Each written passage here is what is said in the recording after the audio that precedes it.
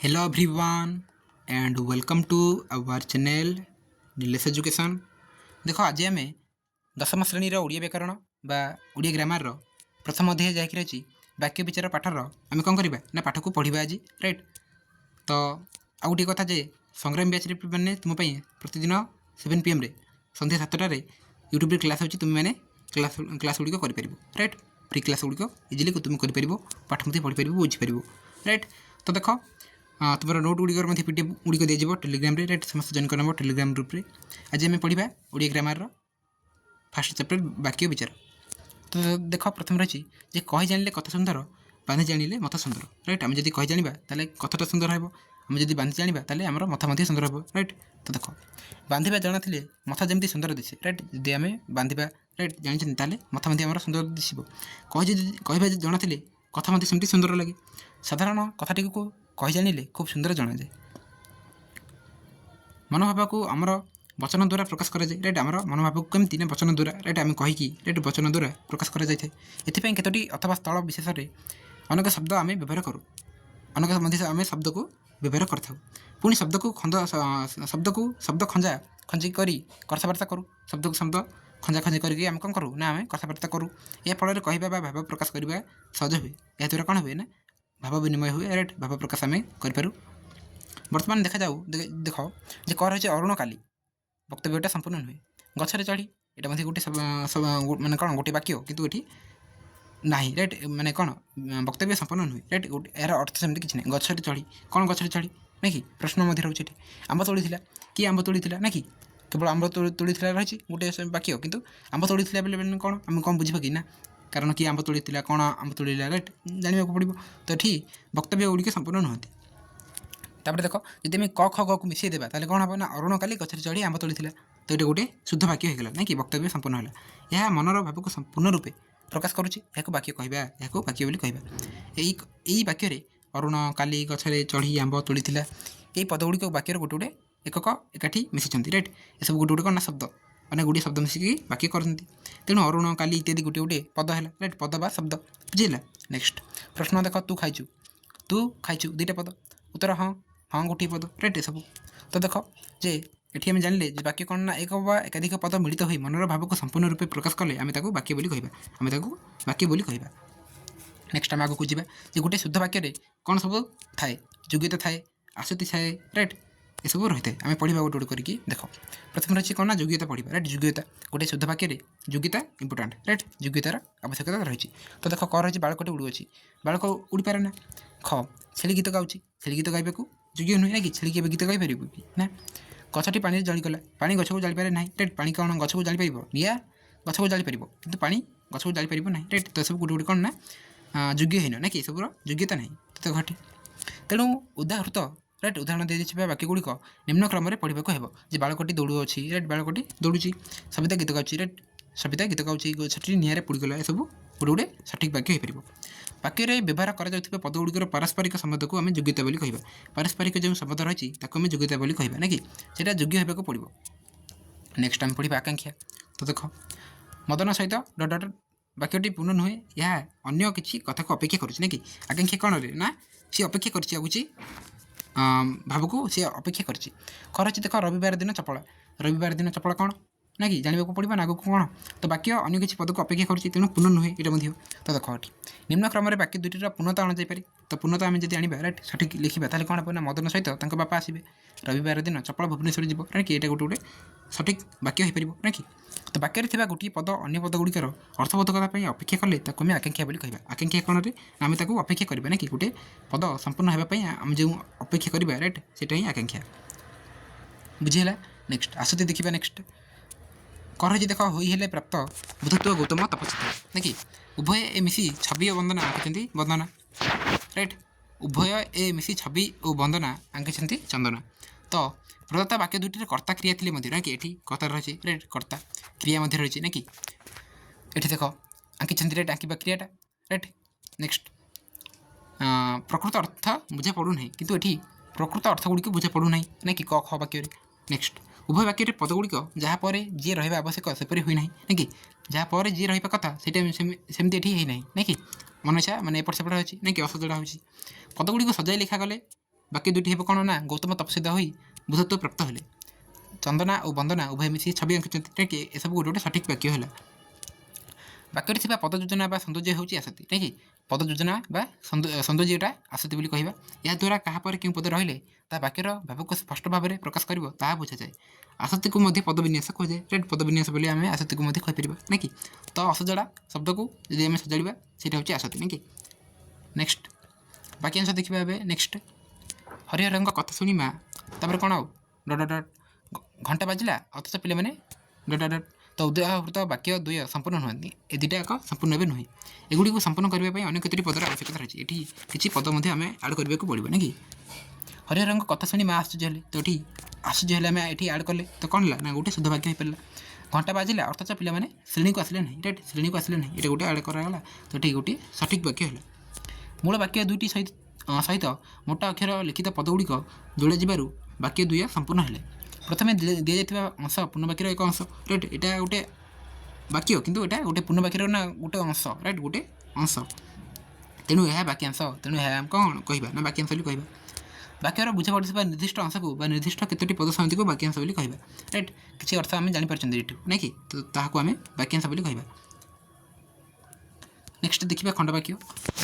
ଯେଉଁମାନେ ବୃଥାରେ ସମୟ କାଟନ୍ତି କିଏ ପ୍ରଥମ ହେବ? ଯେଉଁମାନେ କର୍ତ୍ତା କାଟନ୍ତି କ୍ରିୟାପଦ ନାକି, ଯେଉଁମାନେ ହେଉଛି କର୍ତ୍ତା ଆଉ କାଟନ୍ତି ହେଉଛି କ୍ରିୟା ନାକି। ଦେନ୍ ଦେଖ କିଏ ହେଉଛି କର୍ତ୍ତା ହେବ ନାକି, ଏଇଟା ଗୋଟେ କ୍ରିୟାପଦ। ଦୁଇଟି ବାକ୍ୟରେ କର୍ତ୍ତା ଓ କ୍ରିୟା ଥାଇ ମଧ୍ୟ ଏହା ମନୋଭାବ ସମ୍ପୂର୍ଣ୍ଣ ରୂପେ ପ୍ରକାଶ କରୁନାହିଁ ନାକି, ମନର ଭାବକୁ ସମ୍ପୂର୍ଣ୍ଣ ରୂପରେ ଏମାନେ ପ୍ରକାଶ କରୁନାହାନ୍ତି। ତେଣୁ ଉଦାହୃତ ବାକ୍ୟ ଖଣ୍ଡକୁ ଆମେ ଖଣ୍ଡବାକ୍ୟ ବୋଲି କହିବା। ଏହାକୁ ଆମେ ଖଣ୍ଡବାକ୍ୟ କହିବା ନାକି, କର୍ତ୍ତା କ୍ରିୟା ଥିବ କିନ୍ତୁ ସମ୍ପୂର୍ଣ୍ଣ ଭାବରେ ମନର ଭାବକୁ ସମ୍ପୂର୍ଣ୍ଣ ରୂପେ ପ୍ରକାଶ କରିପାରୁନଥିବ। ରାଇଟ୍, ତାହାକୁ ଆମେ ଖଣ୍ଡବାକ୍ୟ ବୋଲି କହିବା। ସମସ୍ତ ବାକ୍ୟର ସମାପେକ୍ଷ କ୍ରିୟାଯୁକ୍ତ ଅଂଶଟିକୁ ଖଣ୍ଡବାକ୍ୟ ବୋଲି କହିବା। ବୁଝିଲା?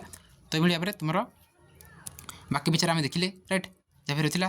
ନେକ୍ସଟ ତୁମର ବାକ୍ୟ ବିଚାରରେ ଆହୁରି ମଧ୍ୟ କିଛି ରହିଛି ନାକି, ଆହୁରି ମଧ୍ୟ ରହିଛି ପଦ ବିନ୍ୟାସ ଏସବୁ ଅନେକ ଗୁଡ଼ିଏ ରହିଛି। ଏବେ ଆମେ ଦେଖିବା। ରାଇଟ୍, ଆଉ ଗୋଟେ କଥା ଯେ ଯେଉଁ ପ୍ରଥମ ଯେଉଁ ରହିଥିଲା ବାକ୍ୟ ବିଚାର ତାହାର ପ୍ରଶ୍ନ ଉତ୍ତର ଗୁଡ଼ିକ, ରାଇଟ୍, 9ଟି ଯାକ ପ୍ରଶ୍ନର ଉତ୍ତର ମୁଁ ପୂର୍ବରୁ ଆଲୋଚନା କରିସାରିଛି। ଯେମାନେ ବି ଦେଖିନା ଚ୍ୟାନେଲକୁ ଯାଇ ଦେଖିପାରିବ, ନ ଯଦି କମେଣ୍ଟ ବକ୍ସରେ ମଧ୍ୟ ମୋତେ କହିଲେ ମୁଁ ତୁମକୁ ଲିଙ୍କ୍ ଦେଇଦେବି। ଓକେ, ଇଜିଲି ଯାଇକି ଦେଖିପାରିବ। ଏସବୁ ଆମେ ଉତ୍ତର ଆଲୋଚନା କରିସାରିଛନ୍ତି ପୂର୍ବରୁ, ସେଥିପାଇଁ ମୁଁ ଆଉ ଏଠି ଆଲୋଚନା କରୁନାହିଁ। ରାଇଟ୍, ତ ନେକ୍ସଟ ଆମେ ଯିବା ଦେଖ ନେକ୍ସଟ ପଦ ବିନ୍ୟାସ। ରାଇଟ୍, ପଦ ବିନ୍ୟାସ କ'ଣ ଏବେ ଆମେ ପଢ଼ିବା। କହି ବୋଲି ପାରେ ଯେ ପଚା ଚୁଙ୍ଗୁଡ଼ି ବିକେ ସେ। ଯିଏ କହି ବୋଲି ପାରିବ ସେ ପଚା ଚୁଙ୍ଗୁଡ଼ି ମଧ୍ୟ ବିକିପାରିବ। ଭଲ ଭାବରେ କହିବା ଜଣାଥିଲେ ଖରାପକୁ ମଧ୍ୟ ଭଲ ବୋଲି ସାବ୍ୟସ୍ତ କରିହୁଏ ନାକି। ଯଦି କହିବା ଯଦି ଠିକ୍ ହେଉଛି ନାକି, ଯଦି ଭଲ ଭାବରେ କହିବା ଜାଣିପାରୁଛନ୍ତି ଆମେ, ରାଇଟ୍, ଆମକୁ ଯଦି ଜଣା ତାହେଲେ ଆମେ ଖରାପକୁ ମଧ୍ୟ ଭଲ ବୋଲି ସାବ୍ୟସ୍ତ କରିପାରିବା। କହିବା ଜଣା ହେଉଛି ବାକ୍ୟ ଗଢ଼ାର କୌଶଳ ନାକି, କହିବା ଜଣା ହେଉଛି ବାକ୍ୟ ଗଢ଼ାର କୌଶଳ। ତେବେ ଶୁଦ୍ଧ ବାକ୍ୟ ଗଢ଼ିବାକୁ ହେଲେ କେତୋଟି ବିଷୟ ପ୍ରତି ଯତ୍ନଶୀଳ ହେବାକୁ ପଡ଼ିବ ନାକି। ଗୋଟେ ଶୁଦ୍ଧ ବାକ୍ୟ ପାଇଁ ଆମକୁ ଆହୁରି ମଧ୍ୟ କିଛି ବିଷୟ ପ୍ରତି ଯତ୍ନଶୀଳ ହେବାକୁ ପଡ଼ିବ। ଏଗୁଡ଼ିକୁ ବାକ୍ୟର ପଦ ବିନ୍ୟାସ ବୋଲି କହିବା। ଦେଖ 1 ନମ୍ବର ରହିଛି ରାମଚନ୍ଦ୍ର ରାବଣକୁ ବଧ କରିଥିଲେ। ରାମଚନ୍ଦ୍ର ରାବଣଙ୍କୁ ବଧ କରିଥିଲେ। ଏଠାରେ ରାମଚନ୍ଦ୍ର ହେଉଛନ୍ତି କର୍ତ୍ତା ଆଉ କ୍ରିୟା ଏଠି କିଏ ନା କରିଥିଲେ ହେଉଛି କ୍ରିୟା। ରାଇଟ୍, କରିଥିଲେ ହେଉଛି କ୍ରିୟା। ନେକ୍ସଟ ବାକ୍ୟର ଆରମ୍ଭରେ କର୍ତ୍ତା ଆଉ ଶେଷରେ କ୍ରିୟାପଦ ରହେ। ତ ଏଠି ଗୋଟେ ଆମେ ଜାଣିଲେ କଥା ଯେ ବାକ୍ୟର ଆରମ୍ଭରେ କର୍ତ୍ତା ରହିବ ଆଉ ଶେଷରେ କ୍ରିୟାପଦ ରହିବ। ନେକ୍ସଟ ଅକ୍ଷୟ ଗୋଟିଏ ଭଲ ଗୀତ ଗାଇଲେ। ରାଇଟ୍, ଅକ୍ଷୟ ଗୋଟିଏ ଭଲ ଗୀତ ଗାଇଲେ। ଗାଇଲେ ହେଉଛି କ୍ରିୟା, ଗୀତ ହେଉଛି କର୍ମ। ଗୀତ ପରେ ଗାଇଲେ ରହିଛି। ରାଇଟ୍, ଗୀତ ପରେ ଗାଇଲେ ରହିଛି। ବାକ୍ୟରେ କ୍ରିୟା ସକର୍ମକ ହୋଇଥିଲେ କର୍ମପଦଟି କ୍ରିୟା ପୂର୍ବରୁ ରହେ। ତ ଦେଖ